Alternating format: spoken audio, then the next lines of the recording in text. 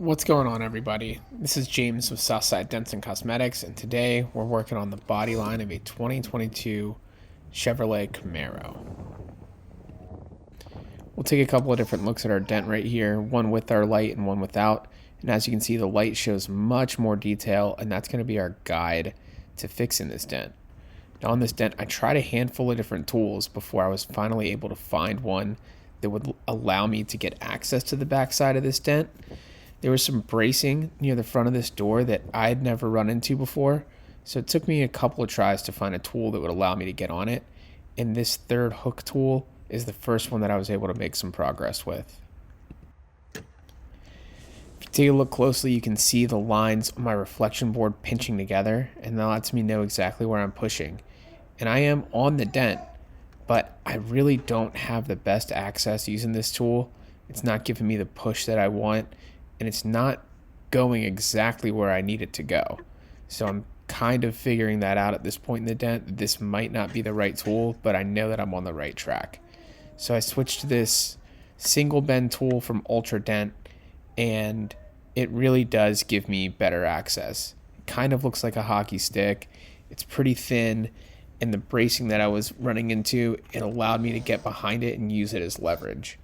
So right here, we're going to start speeding this video up, and you can see exactly how many pushes this took, and you can see the dent really starting to flow in these next few clips.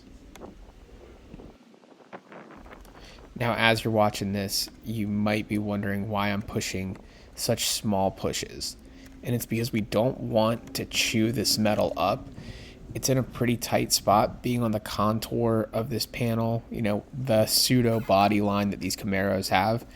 And so you've really got to take your time to try to keep this repair clean. And you'll also see me adjust my light several times. And that's because there's so much dent here, and the shape of the panel changes so often that you really do have to adjust this line board to see the reflection of the dent for what it truly is.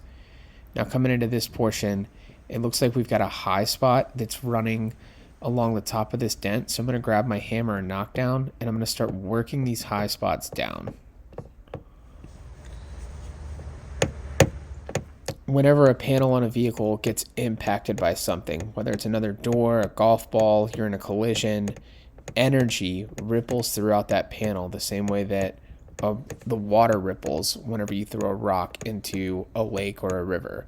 So it ends up getting locked up as it's traveling throughout that panel, and that's what creates these kind of rounded high spots. We call them crowns in the industry, and they have to go back down in order for the panel that's damaged to get back to its original factory form. So here, I'm just doing a little bit of knockdown work.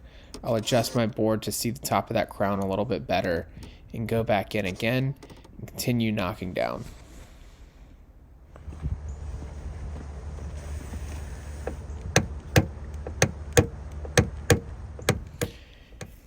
In the order in which you would repair this, whether you're going to knock the crowns down first or try to push the metal up first, kind of depends.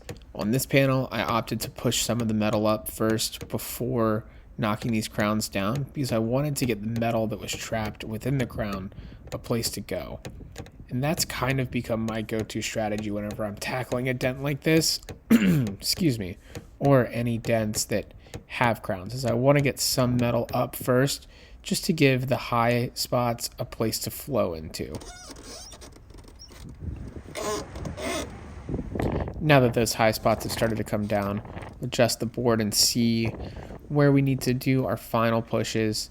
I did end up switching my tool at this point. I used the same style hockey stick tool, but one that was just a little bit smaller, a little bit thinner to let me get behind this bracing and just make our final pushes. The dent is coming up. It's coming up pretty clean.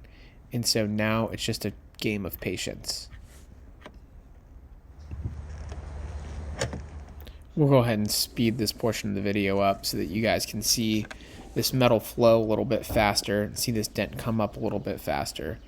I really was happy with how the metal was moving at this point, especially since I got those crowns knocked down. It alleviated a lot of pressure. And as I adjust my board here, I notice the little lows underneath this body line. So It's time to go after those and get this dent back to its original factory condition. And as we get close to this repair, I realized that I did not show that tool on camera. So here, I'm going to go ahead and show you guys what I was using. And I was actually using the heel of this tool and twisting kind of counterintuitively to push the top of this dent. And I was using the lip of the tool to push the spots that were below the body line. So we'll just do a few more pushes and then take a look at our final product. And here it is with the light on it. You can see a little bit of texture in there.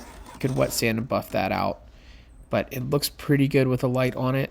And so I'm not going to do any more pushing at this point. I am just going to give it a wet sand and buff. And here, without the light on it, is what we look like after our wet sanding and buffing. If you made it this far, I just want to say thank you for watching. Once again, I'm James of Southside Dents and Cosmetics. We are in the Hampton Roads area, and if you need us, all of our info can be found in the description below. Thanks, guys. Have a good day.